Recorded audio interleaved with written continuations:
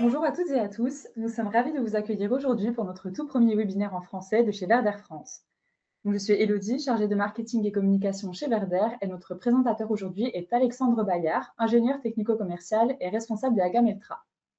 Donc Alexandre va vous présenter comment l'analyseur Elementrack CNR permet d'automatiser vos analyses et d'augmenter votre productivité. Donc juste quelques informations avant que nous commencions. Donc pendant le webinaire, vous pouvez poser vos questions en utilisant le chat. Alexandre y répondra à la fin du webinaire. Ensuite, dans la section documents à télécharger, vous trouverez la brochure de la marque Eltra ainsi que 5 notes d'application, dont 4 sur le secteur alimentaire et une sur la présentation de la méthode Juma. Donc, vous pouvez les télécharger à tout moment.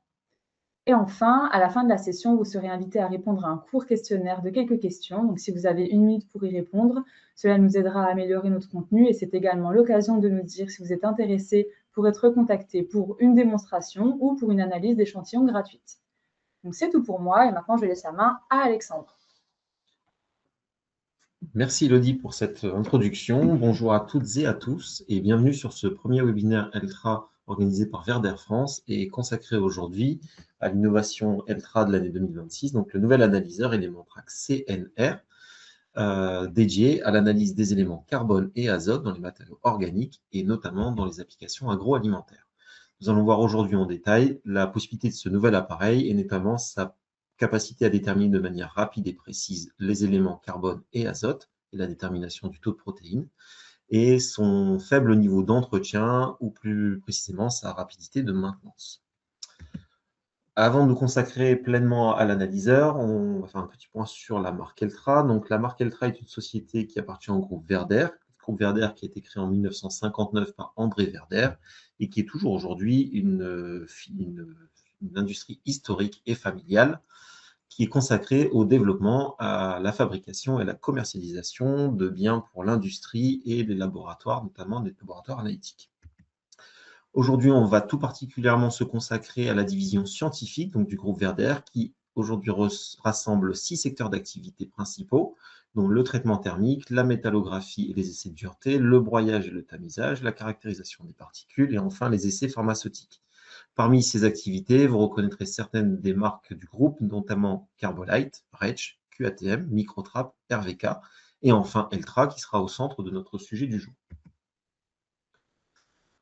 Concernant la marque Eltra, donc elle existe depuis plus de 40 ans aujourd'hui. Elle a été introduite sur le marché de l'analyse élémentaire via la création de l'analyseur carbone-soufre à résistance, donc en 1981. Très vite secondée avec la création de l'analyseur à induction, qui est encore aujourd'hui un des équipements les plus répandus en Europe et dans le monde. Et ensuite, la gamme s'est étoffée avec l'arrivée des mesures ONH, la mesure de la thermogravimétrie avec le développement du TGA Thermostep. Et depuis maintenant une dizaine d'années, Eltra a pris un virage technologique et un essor assez important avec la création notamment de la nouvelle gamme Elementrack qui regroupe l'ensemble de notre portfolio analytique avec différentes machines, ONH, CS, et enfin la création cette année donc, du nouveau Elementrack CNR qui nous ouvre vers des applications plutôt agroalimentaires. Donc l'analyseur Elementrack CNR donc, présente de nombreuses nouvelles fonctionnalités et détails analytiques qu'on va détailler ensemble. Et nous allons commencer par, dans un premier temps, le PC intégré avec l'écran tactile qui permet de prendre le contrôle plein de l'appareil, le contrôle complet de l'appareil via un logiciel donc intégré ici. Avec une utilisation claire, ergonomique et intuitive. Le logiciel permet également d'optimiser votre flux de travail, notamment pour les laboratoires de routine, avec des méthodes analytiques relativement simples à mettre en œuvre. Un accès complet à votre réseau de laboratoires qui permet de contrôler et surveiller l'analyseur même à distance et de suivre l'avancée de vos analyses. L'écran tactile permet de piloter pleinement l'analyseur. Il peut également être équipé d'un clavier et d'une souris externe pour rendre l'opération plus facile. L'analyseur et l'ensemble du système analytique peut être connecté avec une balance pour avoir une intégration directe de la masse de vos échantillons et éviter toutes les erreurs de pesée, notamment, et une intégration au système LIMS qui permet de récupérer et de stocker vos résultats analytiques. Au-delà de cet environnement informatique, donc l'analyse est entièrement automatisée sur ce nouvel appareil Elementrack CNR avec un chargeur automatique qui peut accueillir jusqu'à 32 positions, permettant d'accueillir des échantillons à la fois solides ou liquides, donc solides grâce à des feuilles d'étain ou liquides grâce à des capsules. Le porte-échantillon dispose d'une position de purge qui permet d'éliminer les pollutions de l'atmosphère et des gaz atmosphériques, notamment le N2 présent dans l'atmosphère de votre laboratoire et qui pourrait contaminer vos analyses. Le transfert de l'échantillon est directement fait de manière automatique entre le porte-échantillon et le four à résistance et qui permet de lancer directement les analyses et les combustions.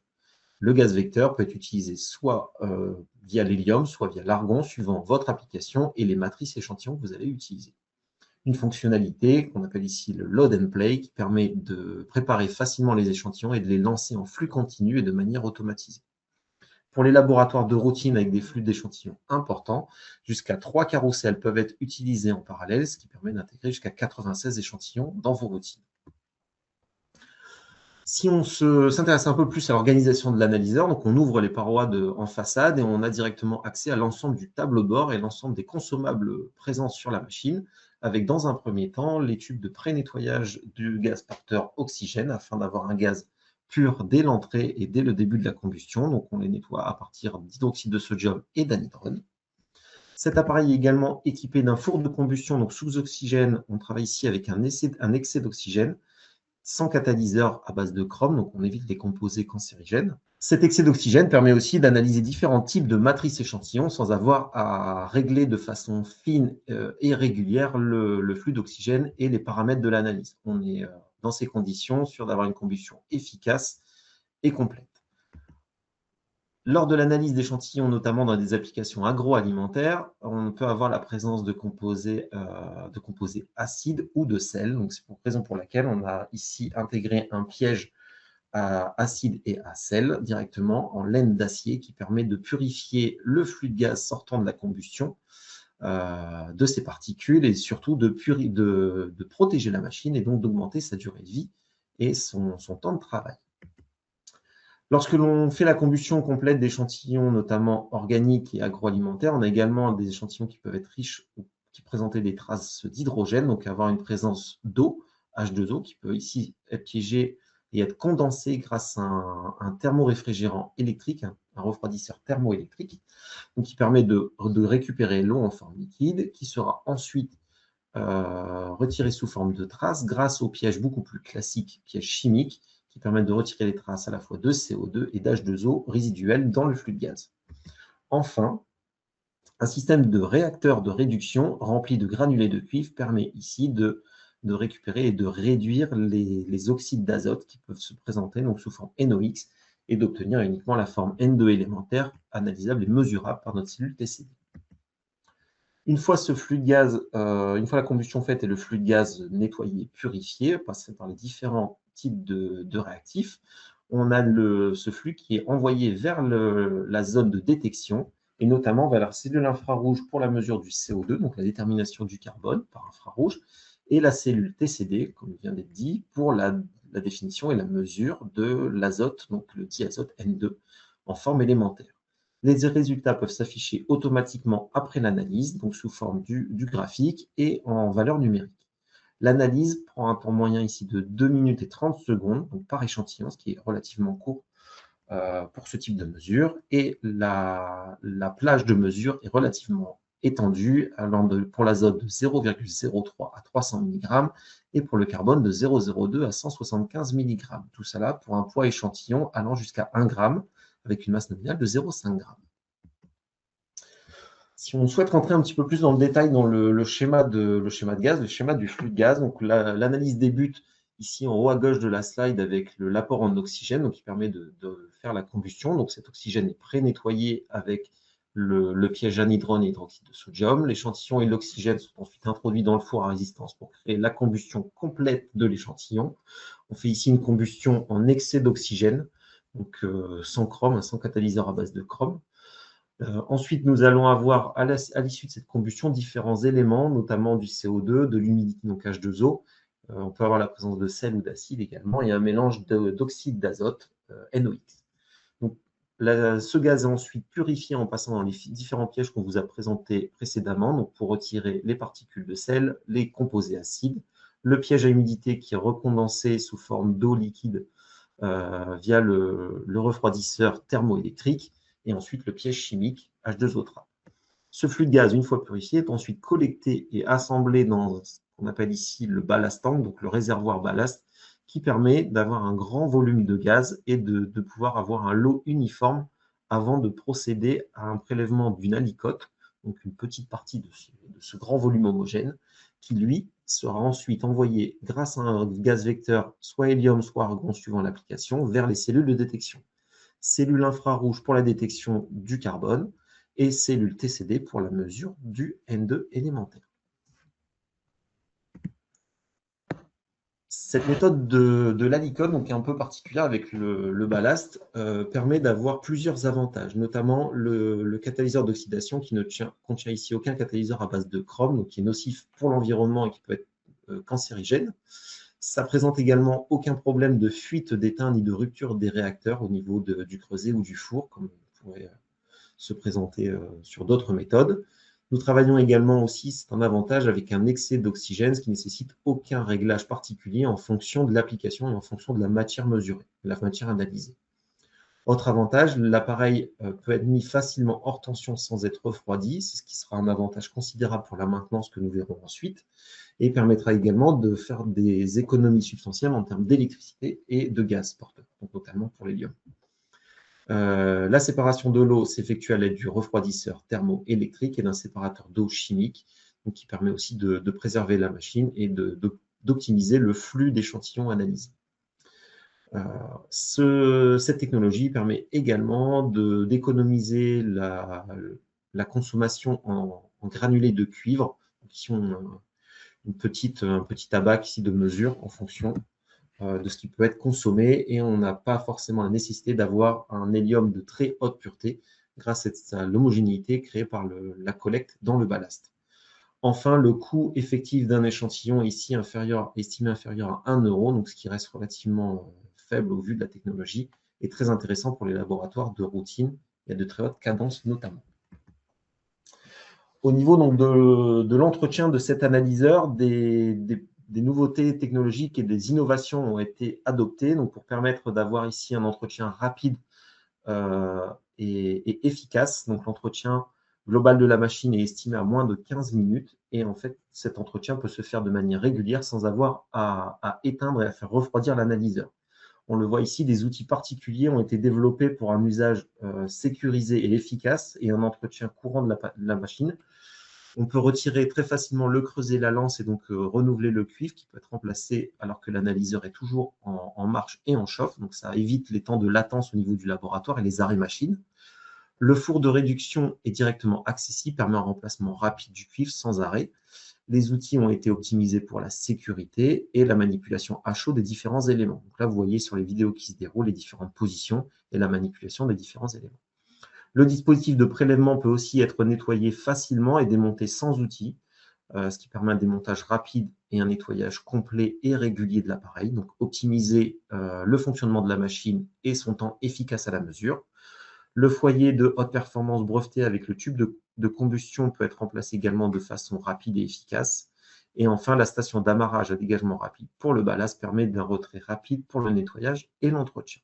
Donc, toutes ces opérations facilitent l'usage régulier de l'appareil, même pour les laboratoires à très haute cadence, et optimisent la durée de vie de l'équipement au global. Vous allez voir ici une courte vidéo qui va vous présenter le démontage du four pour l'entretien complet de la machine et de la partie four.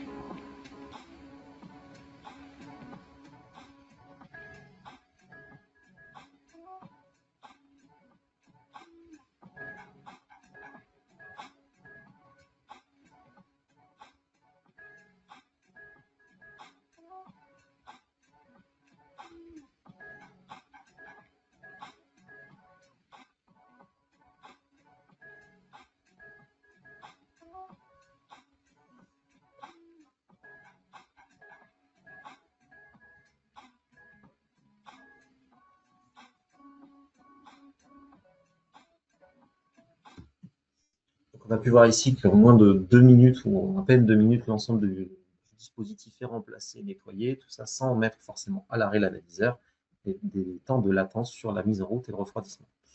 Au niveau de la préparation de l'échantillon, donc on reste sur un modèle de préparation d'échantillon relativement classique, avec la préparation et la pesée, le choix de votre échantillon et la pesée de l'échantillon via une balance. Le transfert de la masse se fait en automatique directement dans le logiciel pour éviter toute erreur de transfert et erreur de mesure. L'échantillon est placé ensuite à l'intérieur d'une feuille d'étain et positionné dans le carrousel. On rappelle que les échantillons peuvent être analysés soit sous forme solide ou sous forme liquide. L'analyse est lancée directement via l'écran tactile ou via le support du dispositif clavier-souris, au choix. La mesure est lancée et la détection se fait par la cellule infrarouge et la mesure TCD pour le N2. Les résultats sont directement obtenus simultanément sous forme graphique et numérique. L'ensemble de l'analyse est estimé aux environs de 2 minutes et 30 secondes par échantillon, ce qui est relativement court pour ce type de dispositif. Au niveau de la teneur et de la concentration en protéines, donc la mesure ici, cet analyseur va mesurer notamment le taux de carbone, également le taux d'azote, ce qui nous permettra aussi pour des applications particulières agroalimentaires de remonter au taux de protéines.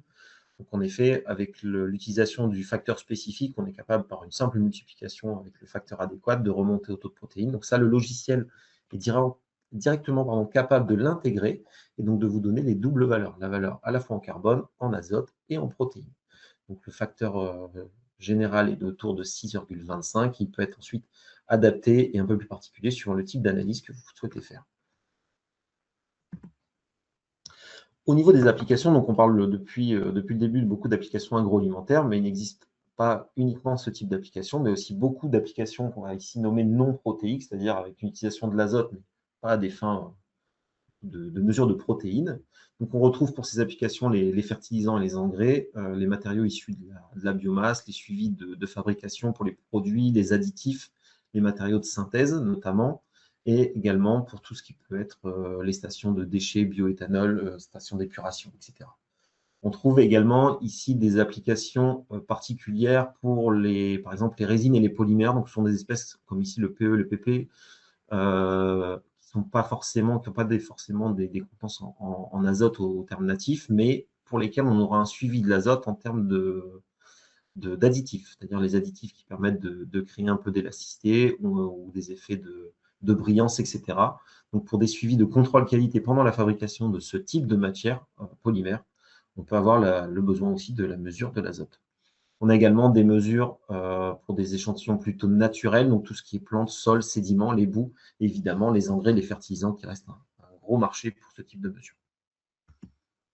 Si on s'intéresse un petit peu aux normes internationales, donc on retrouve beaucoup de normes qui parlent de ces mesures carbone-azote et dans beaucoup d'applications différentes. Donc notamment le domaine agroalimentaire, évidemment, donc tout ce qui est graines, céréales, les mesures sur les huiles, l'alimentation en général, les déterminations sur les viandes, les produits laitiers, la nourriture animale et les teneurs sur les bières et les vins également. On retrouve ensuite différentes applications pour les engrais et les sols et également les carburants. Les débits de gaz et la durée des combustions sont évidemment à ajuster en fonction de l'application et sont disponibles en détail dans les normes.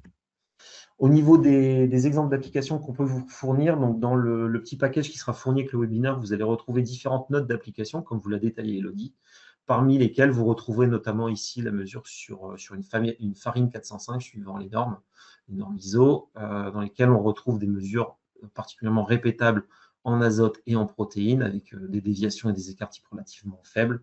Donc on voit que la mesure ici est bien répétable avec un temps de mesure équivalent, un signal qui est relativement reproductible à chaque fois. Donc, c'est des notes d'application que vous pourrez retrouver, des résultats que vous pourrez étudier un peu plus en détail dans les notes disponibles.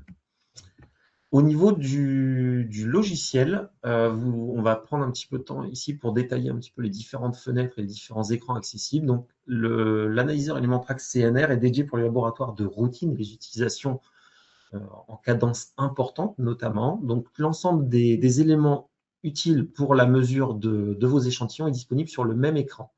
Donc, vous avez directement accès à la liste d'échantillons qui vont être engagés dans le passeur d'échantillons, aux résultats qui ont été obtenus précédemment avec la détermination en direct de la moyenne, de l'écart type et de la déviation, et également du graphique.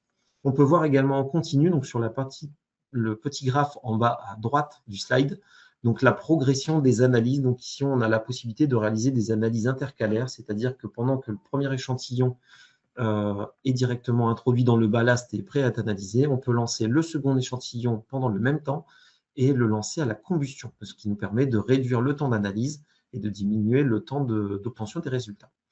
Ce logiciel, donc pilotable, je le rappelle, via l'écran tactile, permet également d'accéder à différents menus, notamment de réglage d'application, de menu diagnostic, le statut de l'analyseur et de la calibration. Au niveau de cette calibration, donc justement, ici, on voit à l'écran et la représentation graphique de cette calibration. On a la possibilité de calibrer évidemment les blancs, de travailler en calibration monopoint ou multipoint et d'avoir des régressions linéaires ou des droites de calibration quadratique, cubique, avec un peu plus d'effets de réglage. On a l'obtention directe de nos valeurs de calibration, la valeur de nos standards utilisés. Et ici, sur la partie gauche de l'écran, on voit la nouvelle valeur de calibration et l'ancienne valeur de calibration, et la valeur recalculée, c'est-à-dire la nouvelle calibration qui pourra être appliquée. Vous avez la possibilité de sélectionner en direct les points qui sont intéressants pour vous pour votre calibration, qui vous semblent fiables, et de supprimer ceux qui vous semblent un peu trop loin de la gamme souhaitée.